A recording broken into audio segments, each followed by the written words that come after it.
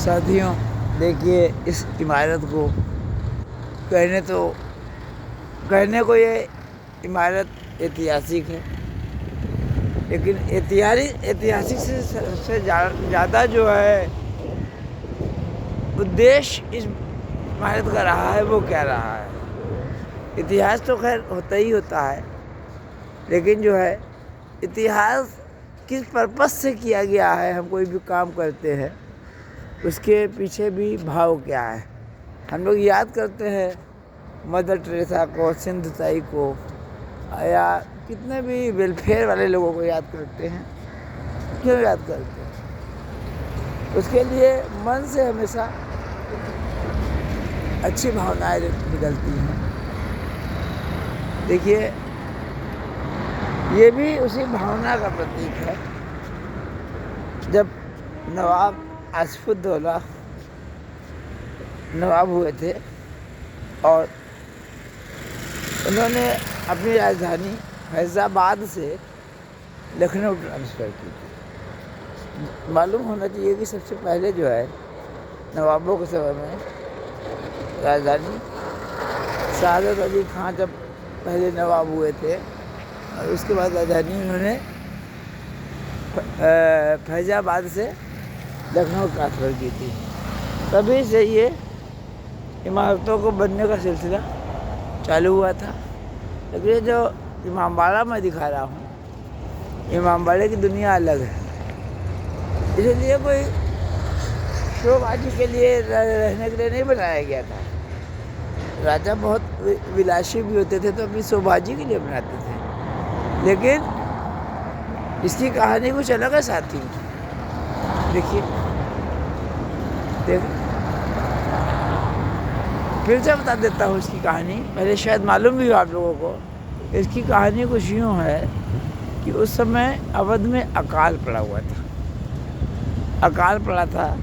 अब जैसे अभी हमारे यहाँ कोरोना की महामारी आई है, तो क्या हुआ, खाने का ठिकाना नहीं था। सरकार ने अपनी तरफ से फ्री राशन की व्यवस्था की और लोग भूखे मरने से बच गए।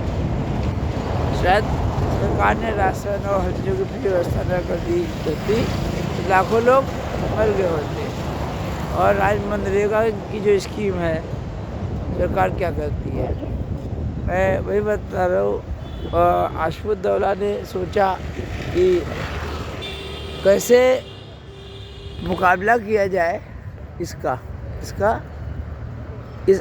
अकाल का, क्योंकि अकाल जो है ना लोगों का जनजीवन जो है अस्त कर देता है। जो रोज़गार में लोग जाते हैं, रोज़गार छिन जाता है और कितना बड़े आदमी हो, बैठे बैठे पैसा जो है उसका खर्चा हो जाता है। कुल मिला के जैसा कि दो बार कोरोना पड़ा, हम लोगों ने देखा है और साक्षात रूप में अनुभव किया। तो नवाब क्योंकि गंगा जमुनी तहजीब की समय, और अभी ये समझ लीजिए गंगा जमुनी तहजीब का एक उदाहरण है कि एक हनुमान जी का मंदिर है जो अलीगंज में है। वो मालूम क्यों बनाया हुआ है? आलिया बेगम का। उसके पीछे आज भी चांद तारा है। आज जिस तरीके से माहौल विषाक्त हो चुका है, उस समय नहीं था। मैं बात करता तो आसिफउद्दौला ने कहा कि कुछ ऐसी इमारतों का निर्माण किया जाए कि लोगों को पैसा मिले, पैसा मिले या जो भी सामान कुल मिला के उनका पेट भर सके। तो उन्होंने ये जो मैं दिखा रहा था बिल्डिंग, वो है बड़ा इमामबाड़ा। इसके अंदर भूलभुलैया है। भूलभुलैया में बताते थे बहुत ऐसे रास्ते हैं थे, आजकल तो बंद कर दिए गए हैं, जो कहाँ से कहाँ निकलते थे, अंदर सुरंगें जिसको कहा जाता था। आजकल जो मिलिट्री में लोग जासूस टाइप के होते हैं, तो इस तरीके से। तो साथियों, जब इन्होंने इमामबाड़ा बनाना चालू किया तो दो तरीके के लोग थे। एक वो लोग थे, गरीब लोग थे, और दूसरे कौन थे?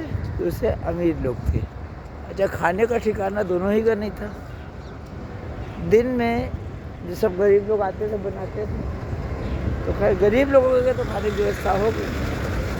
अब प्रॉब्लम ये हुई कि अमीर लोगों के लिए क्या किया जाए। साथियों, समस्या फिर उत्पन्न हो गई।